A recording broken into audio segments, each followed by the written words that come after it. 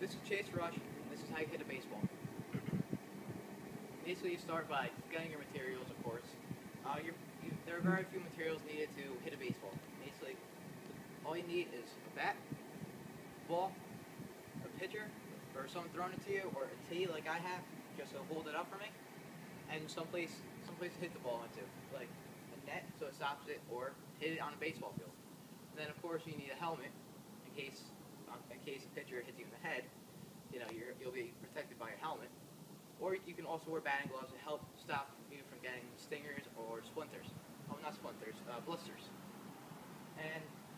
But right now I'm not wearing them, and I'm not wearing a helmet because, well, I'm just hitting off the tee.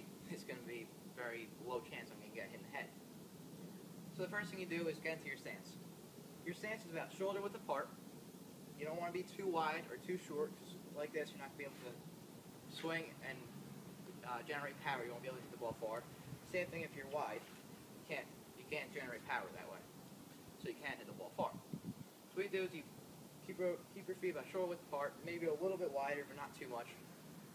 And then what I like to do is I like to keep my front foot right at the beginning of the plate right here. And then I like to stand about bat's length away from the end of the plate. So then when I swing, I can hit it wherever it is. If it's outside, I can hit there, right down the middle, there, and inside here. So I can hit it everywhere, wherever it's pitched to me.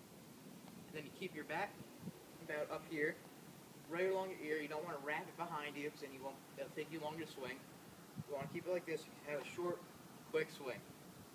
You don't want to keep your bat high, because you have to drop it down, taking you more time.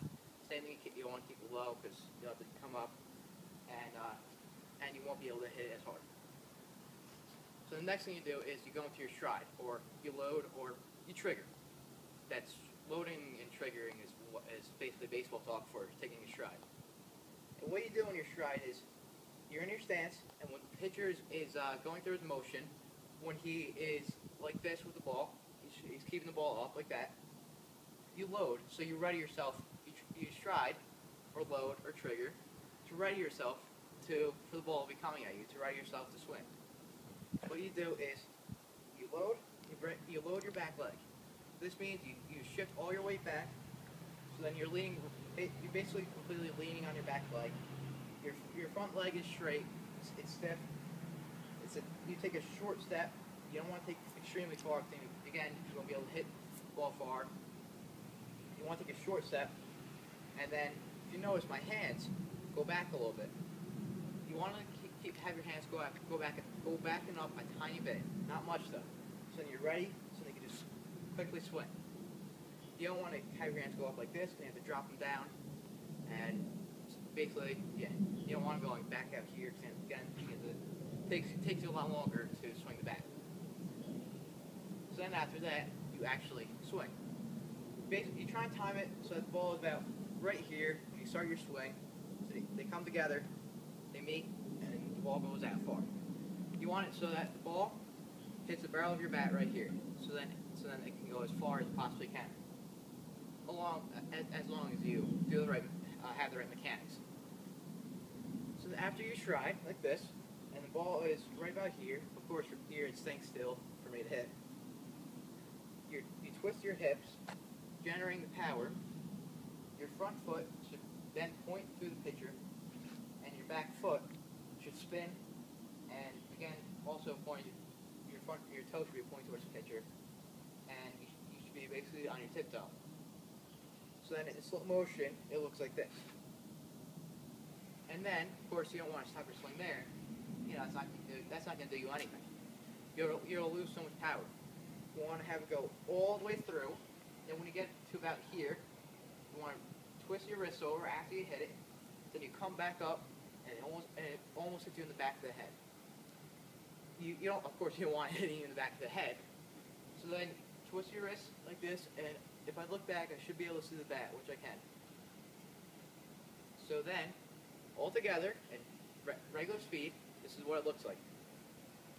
The pitcher goes back into his windups. He's like there. He's just about there. I load, and then the ball's going in. I keep my eye on it, because of course you need to keep your eyes on it. How are you supposed to hit the ball if you can't see? how are you supposed to hit the ball like this? You can't see the ball. You actually want to keep your head down, right on the ball. You actually want to see your bat hit the ball. And if it's outside, if it's inside, if it's high, if it's low, you want to watch it, follow it, so until the ball goes into the catcher's glove. When you swing, keep your eyes right on it and watch the ball hit the bat. Or watch your bat hit the ball. So then, all together, the pitcher's like this, I load, and it's coming in, I'm watching it, and it's perfect time for me to swing. I got it timed, and that's what it looks like. Another example, like this, same thing, goes back, ball's coming in, perfect time for me to swing, and there you go. That's how you hit a baseball, and goodbye.